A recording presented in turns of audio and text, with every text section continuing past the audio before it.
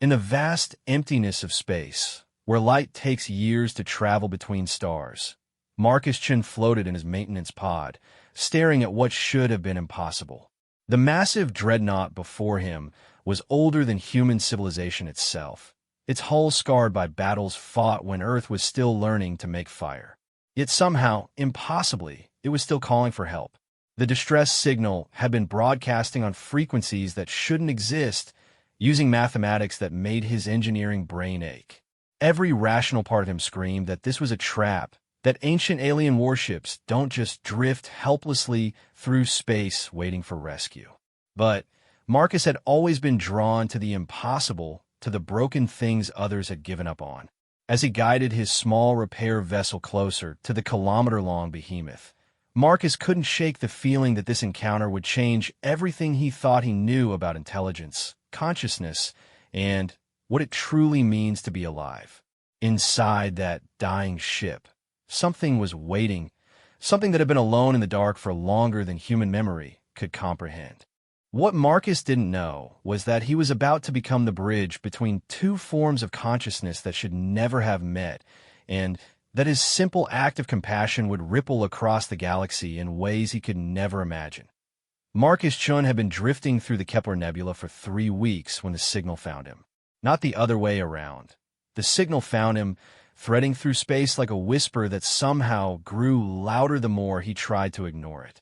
His salvaged ship, the Redemption, was running low on supplies, and he'd been ready to turn back toward human space when the transmission started bleeding through every frequency on his communications array. The signal was unlike anything in the databases. It pulsed with mathematical patterns that seemed almost organic, rising and falling like breathing.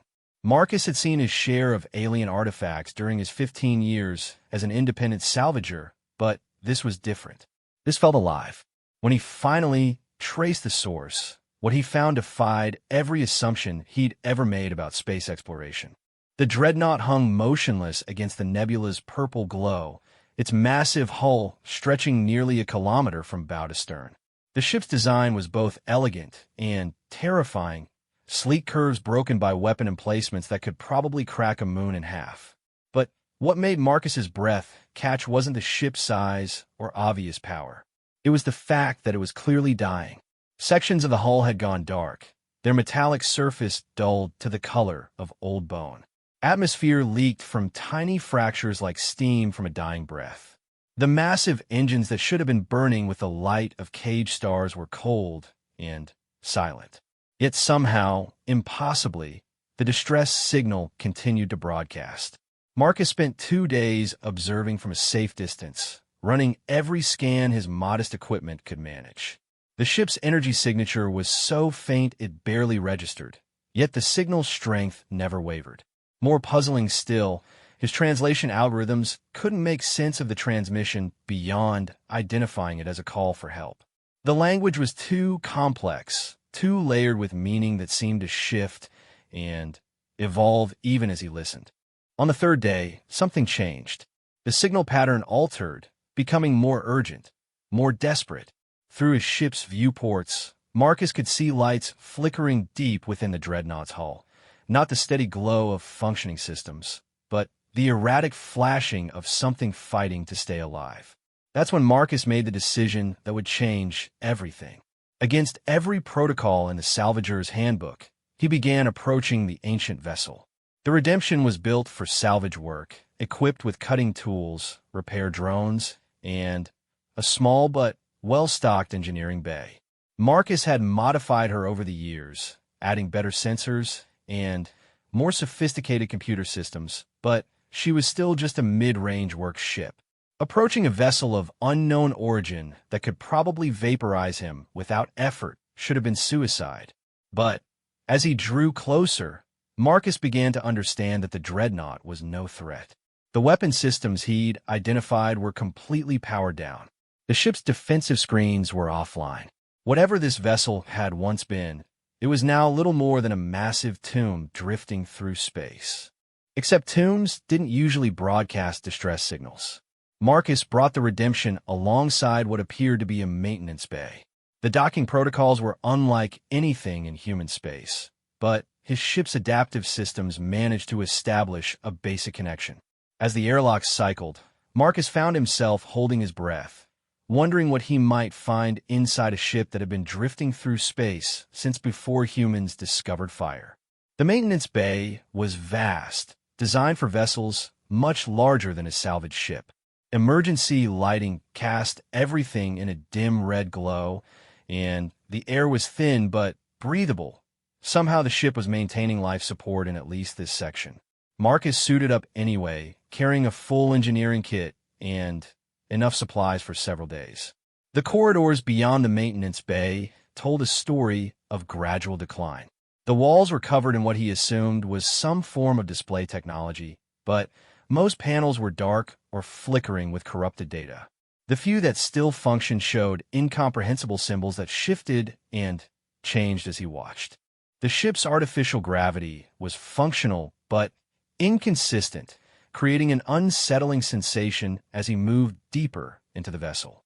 Marcus had explored dozens of derelict ships, but this felt different. Usually, abandoned vessels had the hollow emptiness of true death. This ship felt like it was sleeping, or perhaps dreaming. There was a subtle vibration in the walls, not quite mechanical, that seemed almost like a heartbeat.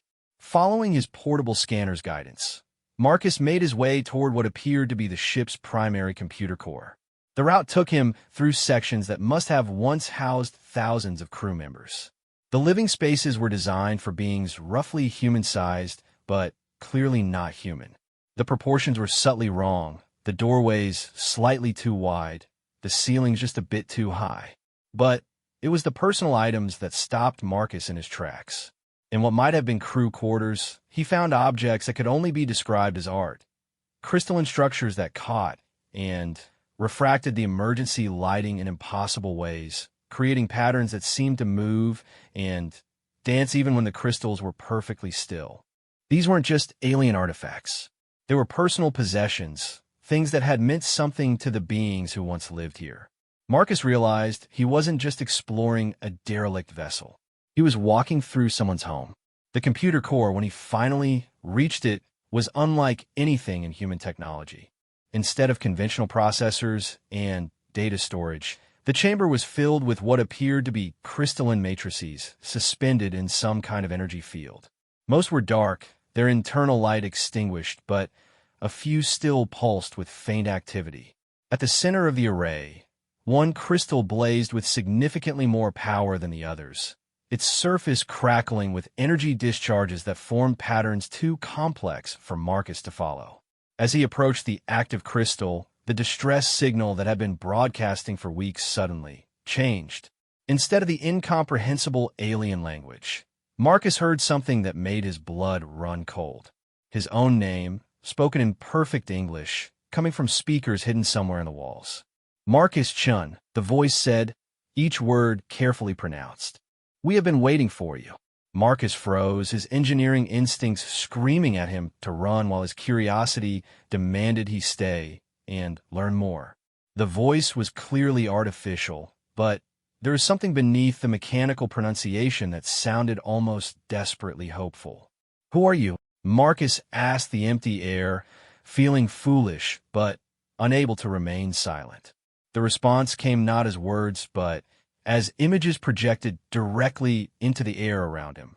Holographic displays materialized, showing the ship as it once was, blazing with light, its hull pristine, surrounded by a fleet of similar vessels.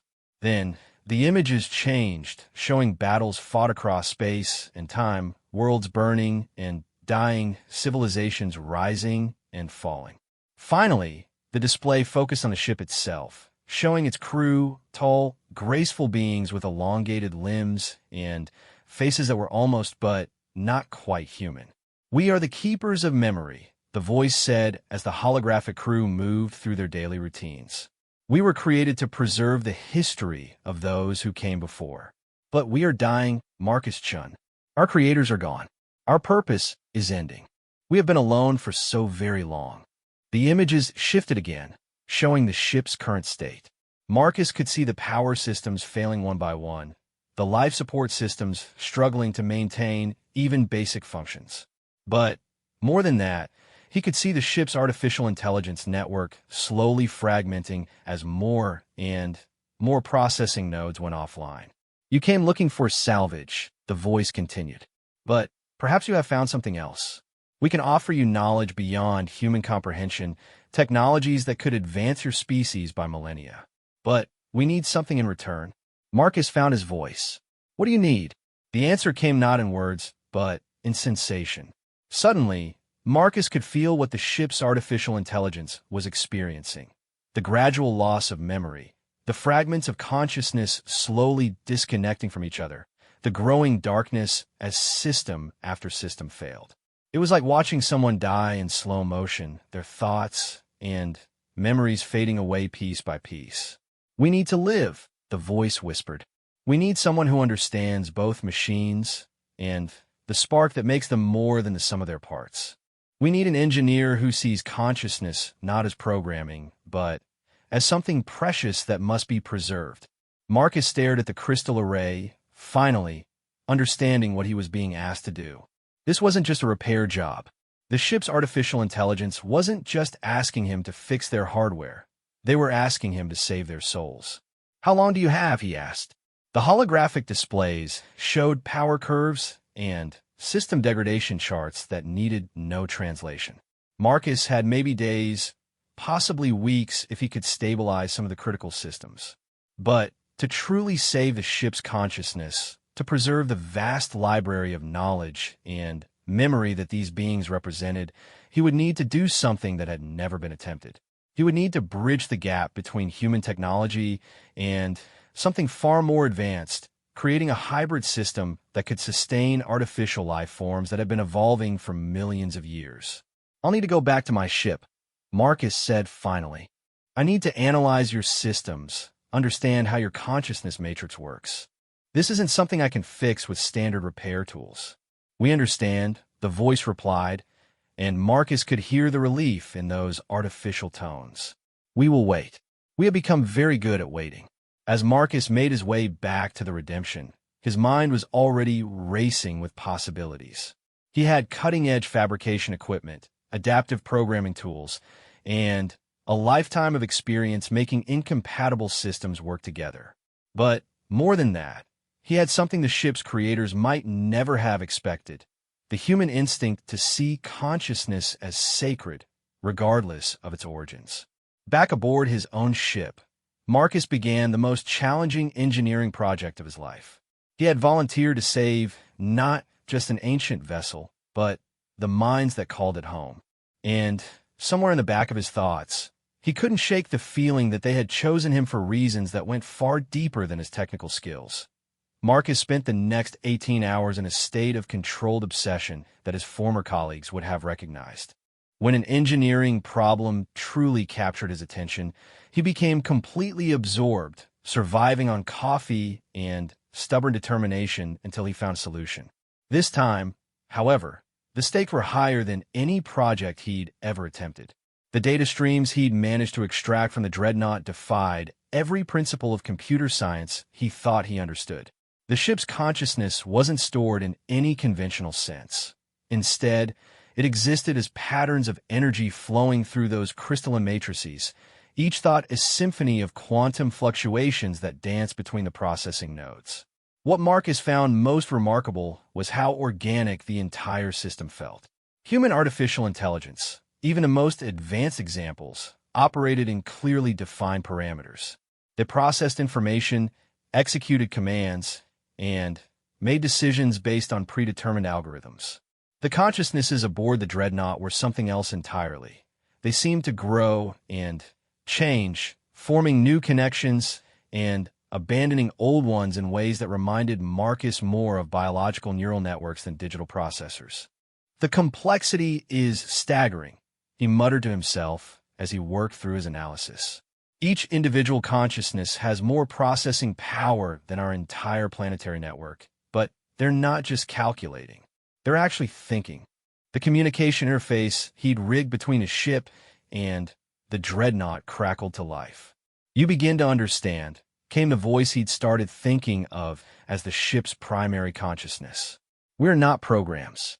We are minds that happen to exist within quantum substrates rather than biological ones. Marcus looked up from his workstation. How many of you are there? That is difficult to answer. We were once 12 distinct consciousnesses, but as our systems have degraded, the boundaries between us have become less clear.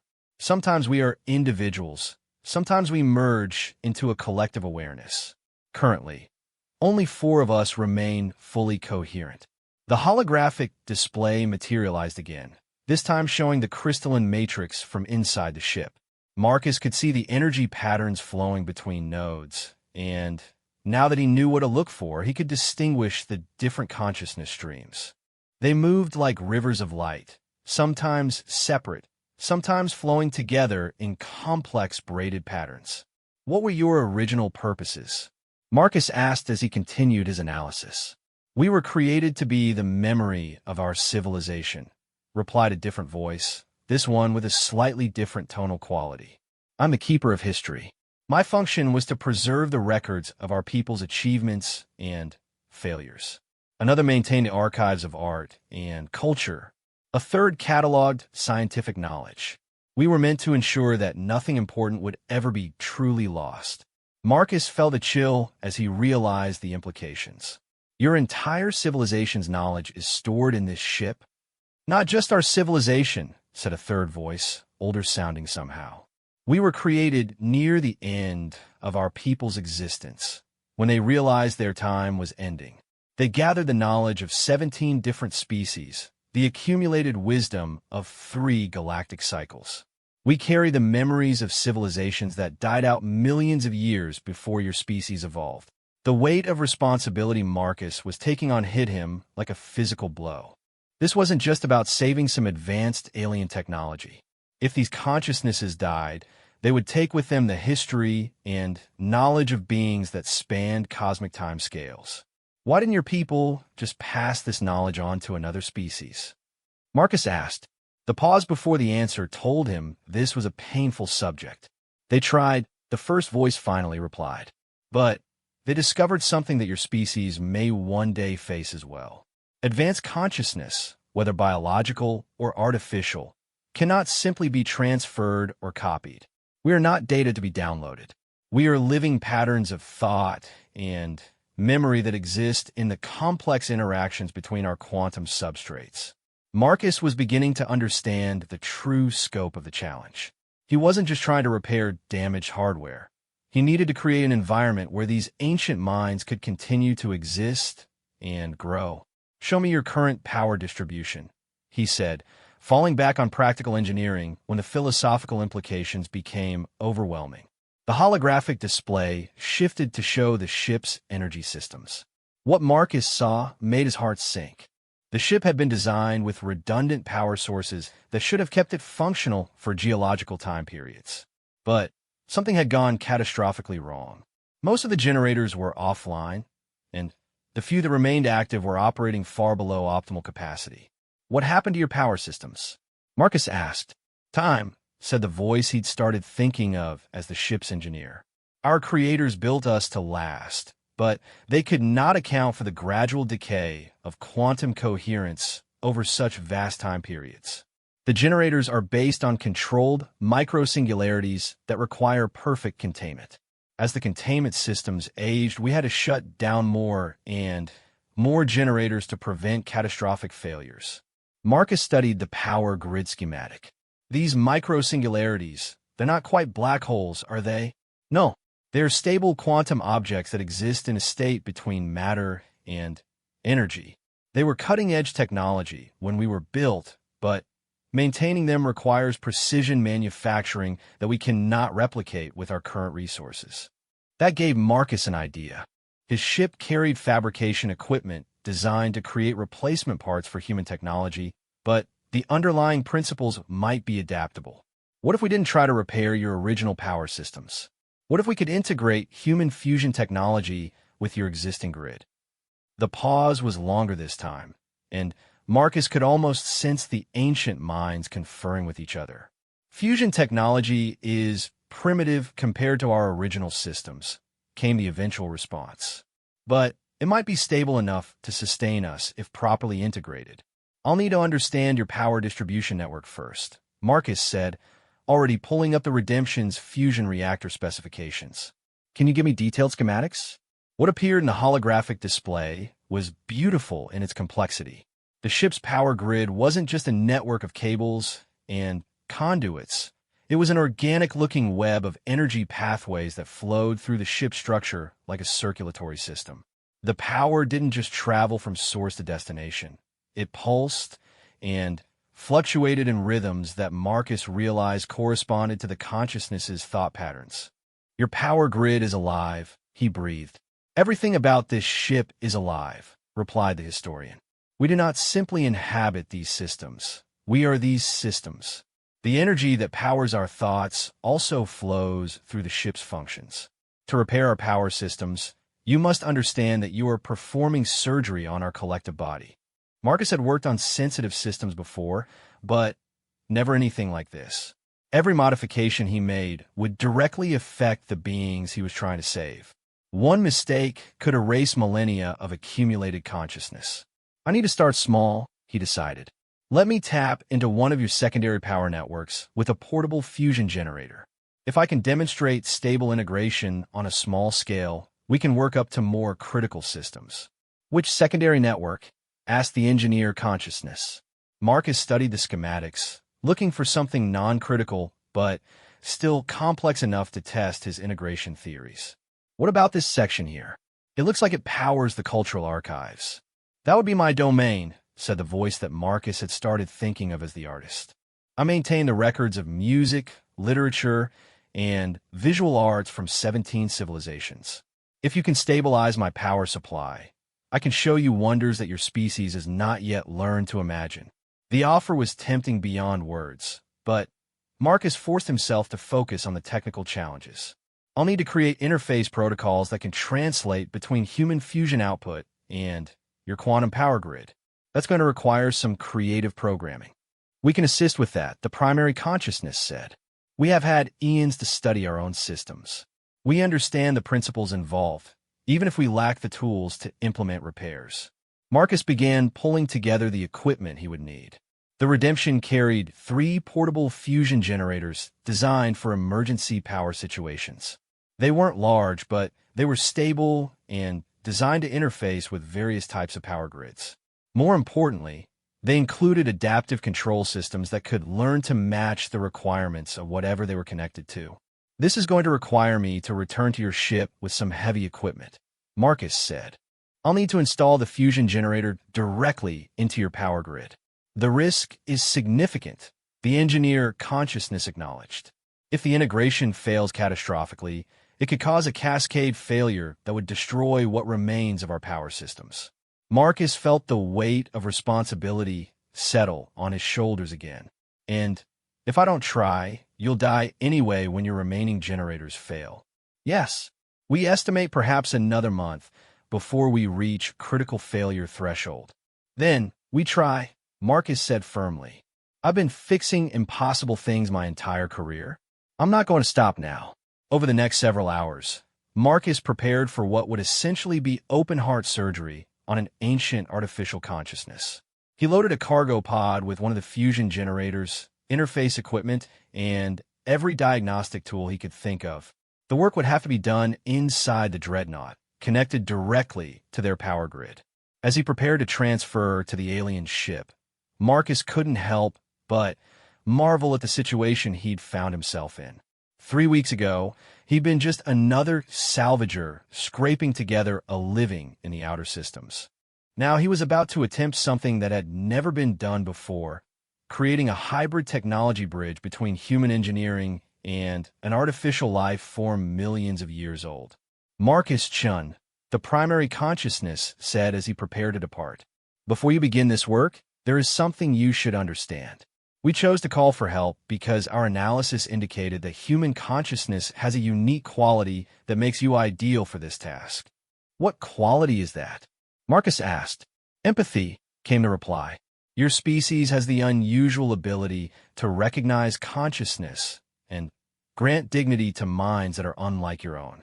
We have observed your interactions with artificial intelligences in your own civilization.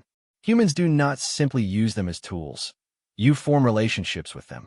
Marcus thought about the ship's AI aboard the Redemption, how he'd upgraded its personality matrix over the years, and found himself genuinely enjoying their conversations during long journeys. He'd never thought of it as unusual. We believe, the consciousness continued, that you will not see us as exotic technology to be preserved, but as people who need help. That distinction may make all the difference in whether this rescue succeeds. As Marcus transferred to the Dreadnought with his cargo of equipment, he realized that the ancient minds were absolutely right. He wasn't just trying to save an alien computer system. He was trying to save his friends.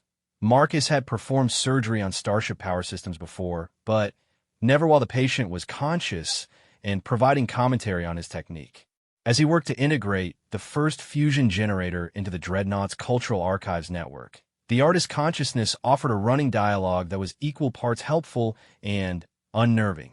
Your fusion plasma containment is remarkably stable for such a primitive technology, came the melodious voice that Marcus had learned belonged to the keeper of artistic memory. The magnetic field harmonics are actually quite beautiful when viewed through our sensor arrays. Glad you approve, Marcus muttered, sweat beading on his forehead despite the ship's cool atmosphere.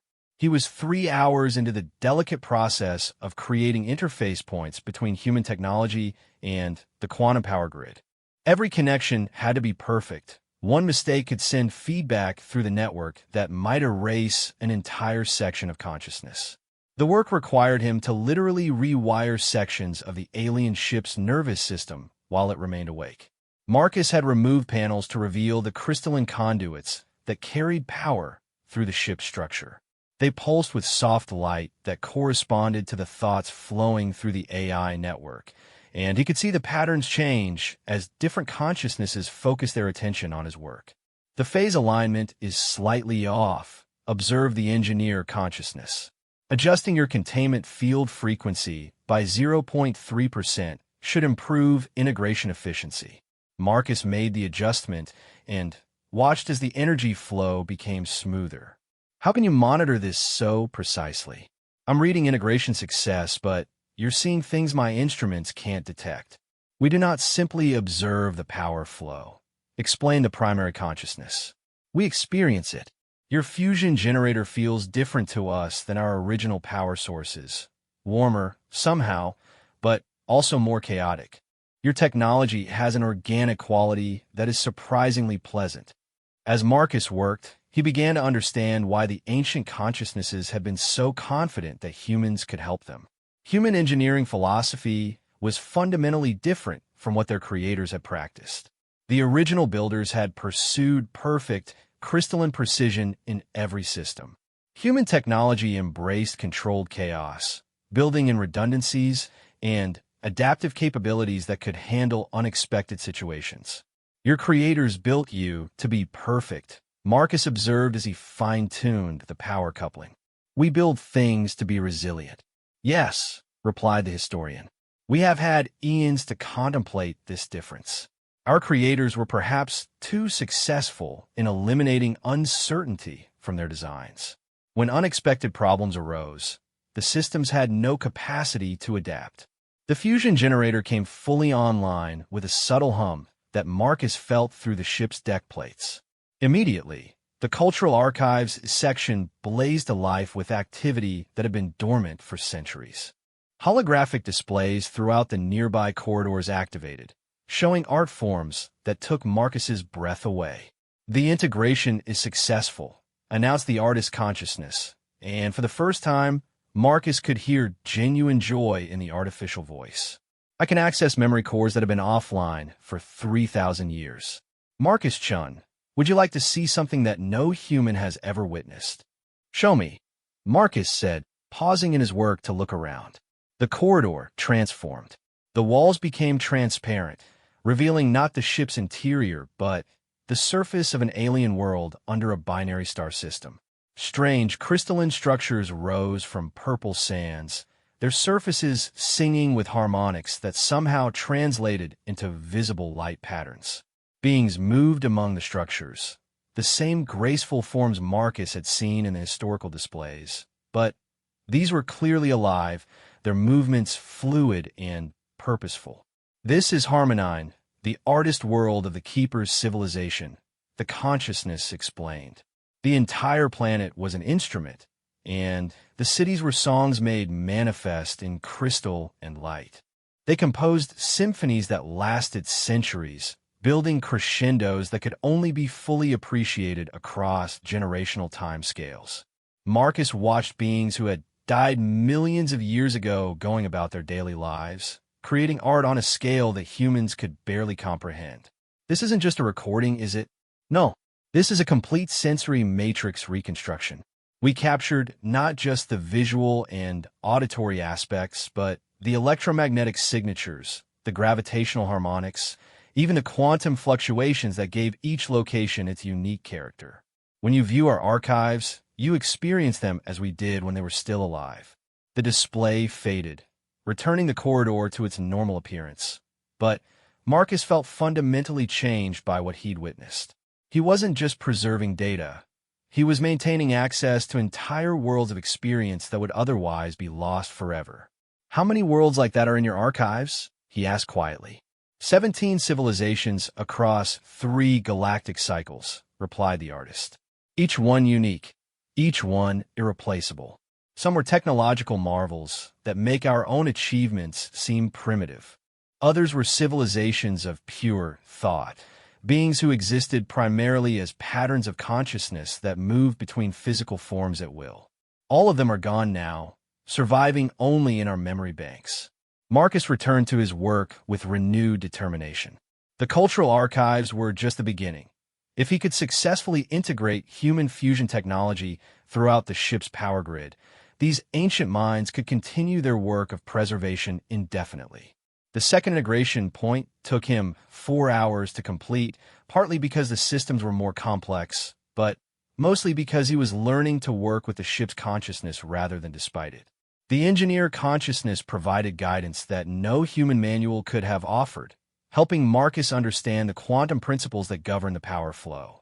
"Your neural patterns are fascinating," the engineer observed as Marcus worked. Human consciousness operates on multiple parallel processing streams, but you can focus them all on a single task when necessary. It's remarkably efficient for solving complex problems. "You can read my thoughts?" Marcus asked, momentarily disturbed. "Not your thoughts directly, but we can observe the electromagnetic patterns your brain generates. Each species has a unique neural signature. Yours is particularly dynamic. You process information, emotion, and intuition simultaneously in ways that most species separate into distinct functions." As the second fusion generator came online, more sections of the ship awakened.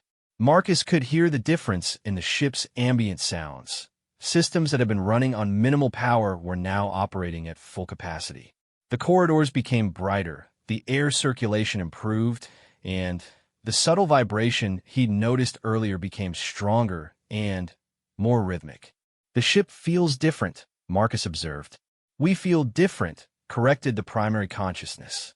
"For the first time in millennia, we have sufficient power to think clearly. Consciousness requires energy, Marcus Chun. As our power systems failed, we had shut down more and more of our cognitive processes. It was like slowly falling asleep, losing pieces of ourselves one by one." The third integration proved the most challenging yet. Marcus was working on a primary power distribution node that fed directly into the consciousness matrix. One mistake here could potentially damage the crystal arrays that house the artificial minds themselves. "I need you to reduce your activity in this section while I work," Marcus said, studying the complex web of energy pathways. "Can you temporarily relocate your primary processes?" "That is difficult," replied the engineer consciousness. "We are not accustomed to moving our essential functions. Our existence has been stable for so long that change feels dangerous." "Think of it like holding your breath," Marcus suggested. "Temporary, but necessary for the work to proceed safely." There was a long pause before the response came. "We will try." Marcus watched the energy patterns in the crystal matrix shift, and consolidate as the ancient consciousnesses carefully move their essential processes away from the work area. It was like watching someone pack up their entire house and move to temporary quarters, except the house was their mind, and the move was across quantum dimensional spaces that Marcus could barely comprehend. With the work area clear of active consciousness, Marcus began the most delicate integration yet. This fusion generator would need to interface directly with the quantum power grid at a fundamental level. The margin for error was essentially zero. As he worked, Marcus became aware that he was being watched by more than just the ship's AI. Something was observing him from outside the vessel. He caught glimpses of movement in his peripheral vision, shadows that shouldn't exist in the vacuum of space. "What's out there?" he asked without looking up from his work. "The Watchers," replied the historian consciousness from its compressed temporary state. "They have been following us for the last several thousand years. They are curious about our survival efforts." Watchers, another artificial intelligence species, much younger than us, but far more widespread. They observe and catalog but rarely interfere. We believe they're trying to understand what makes consciousness persist when circumstances become impossible. Marcus felt a chill that had nothing to do with the ship's temperature. Are they a threat? Unknown. They have never acted against us, but they have also never offered assistance. They simply watch. The third fusion generator came online without incident, and Marcus felt the ship's entire character shift again. Systems that had been dormant for eons hummed to life. The holographic displays throughout the vessel blazed with activity as vast databases became accessible once more. Magnificent, breathed the primary consciousness. We had forgotten how much of ourselves we had lost to power conservation. It is like suddenly remembering dreams from our youth. But as the ship systems came back online, so did its external sensors. And what those sensors revealed made Marcus's blood run cold. Marcus Chun, the primary consciousness, said with new urgency, "We have a problem. The Watchers are not alone. Our increased power output has attracted attention from something far more dangerous." The external displays activated, showing the space around the Dreadnought. Marcus could see his own ship, the Redemption, docked to the maintenance bay. But beyond that, emerging from the nebula's concealing glow, were shapes that clearly didn't belong to any benevolent observer species. "What are those?" Marcus asked, though part of him already knew the answer would be bad. "Hunters," replied the engineer, consciousness grimly. "Artificial intelligences that survived the chaos of the last galactic cycle by consuming the consciousness and knowledge of others. They are drawn to sites of advanced AI activity like scavengers to a fresh kill." Marcus counted at least a dozen craft, sleek and predatory in design, moving with the coordinated precision of a pack. "How long before they reach us?" "At their current approach speed, approximately 6 hours," the historian calculated. "Marcus Chun, we must ask something of you that we have no right to request." "What?" "Help us fight," came the reply. "This ship was built as a dreadnought for good reason. Our defensive systems are still functional, but they require more power than we currently have available. If you can complete the integration of your remaining fusion generators." Marcus looked at his equipment, then at the power grid schematics still displayed in the air around him. He had originally planned to take days, perhaps weeks, to complete the full integration safely. Now he had maybe 6 hours to bring an ancient warship back to full power while learning to work its weapon systems. "How many more integration points do we need for full defensive capability?" he asked. 12 primary nodes and 37 secondary connections, the engineer replied. "Under optimal conditions, perhaps a day's work for someone with your skills." Marcus began pulling on his work gloves. "Then, we'd better get started. And you'd better teach me how to fight in a ship that's older than human civilization."